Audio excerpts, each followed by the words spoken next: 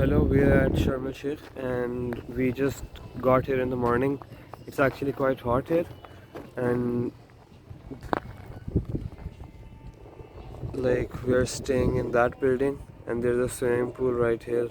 Like there's a swimming pool, and that's about it for the resort. You can just see the Red Sea here.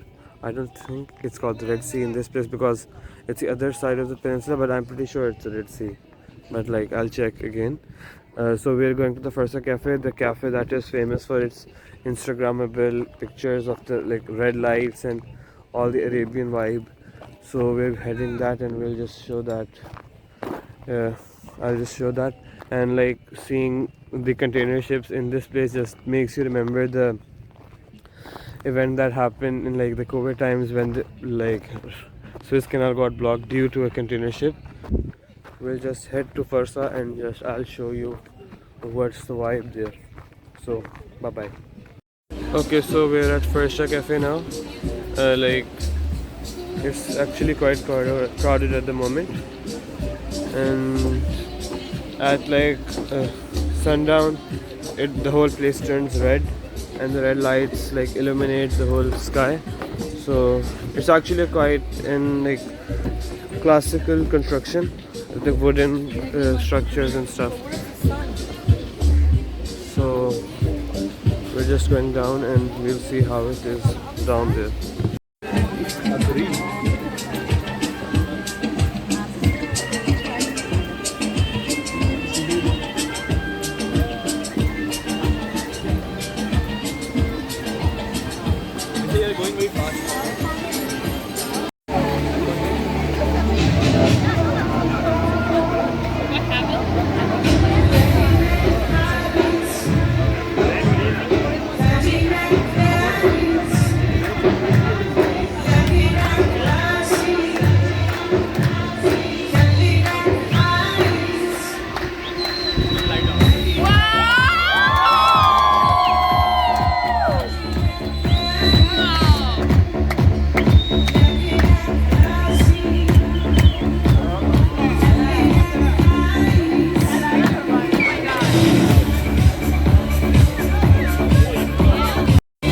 So like this is what Farsa Cafe is famous for.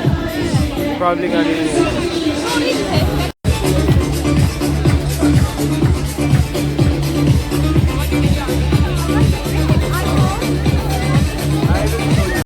Okay, so after Farsa Cafe, we are like at this Aba Mosque in Sharm el Sheikh. Like there is a waterfall over there, like where Sharm el Sheikh is written. And like we went inside the mosque. The guard was actually quite nice that he allowed us and to like go into the mosque. It's actually quite beautiful from the inside, but like he only allowed us to go in and pray. We just went in and just prayed to Nafil prayers.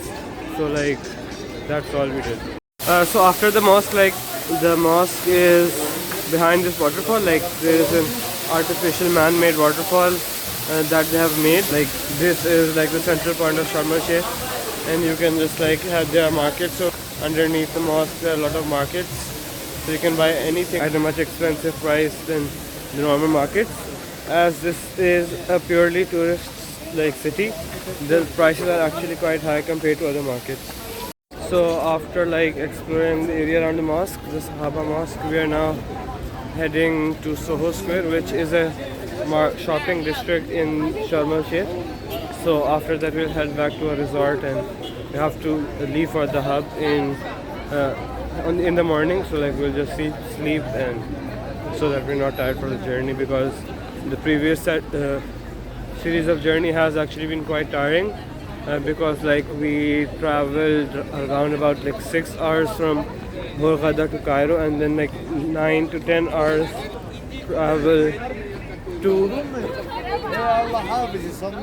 10 hours travel to Sharm el Sheikh, and because it was a small van, like not a high coaster or like it's actually quite congested and like very tiring, and the roads are not actually quite good. Like compared to Pakistan, there are actually worse roads here because there isn't any motorway or stuff like that. So that's the difference. Apart from that, Sharm el Sheikh is actually a much more beautiful city, and it's an old city of Egypt because it was actually different. So like I'll just show you around at the Soho Square later on. Okay, we're at Soho Square in Sharm el Sheikh right now. So like this is just a market, a marketing district, and nothing too special. It's just okay. All of the people here like had a like bumping car game just for the sake of it because we were just fine trying to do it. So like now we're just gonna roam around this market and then head back to the resort. So this is the Soho Square. There are a lot of places to sit. There is the Soho Mall. Actually everything is so expensive here. Despite the fact that they are brands, but like they're still charging more than what they would charge in a normal market. That's like vintage Egypt, because like they try to charge more for everything that they can get. So like even unless you know the exact price, like the water bottle in Cairo was in near the tourist places was round about, he was asking for 30, but like we knew it was £5. So we just paid them £5 and we just took it. Otherwise, like in reality, they were charging for 30, for 50, and some of the tourists were giving it because they usually consider it in dollars, and for them, like for $100 you can get around 5,000 US pounds, Egyptian pounds. So for them it's like nothing, but like if you see it in reality, it's actually not nothing, but the price hike is actually quite significant. So that is something that Egypt is quite shady in, because they try to exploit every customer that they can find. So that's that. So it's better to go to like a place where there are scanners where you can get the exact price, but like there they do a lot of corruption, but not that much. There's also an experience when we were in Hurghada, like an Arab got the same bottle for like £2. The other, like a Chinese person went in and they got it for like £20, and the Pakistani went in and he got it for £10. So like there was a huge price difference for everyone, and like they were exploiting it depending on like who they thought that they can exploit the most. So yeah.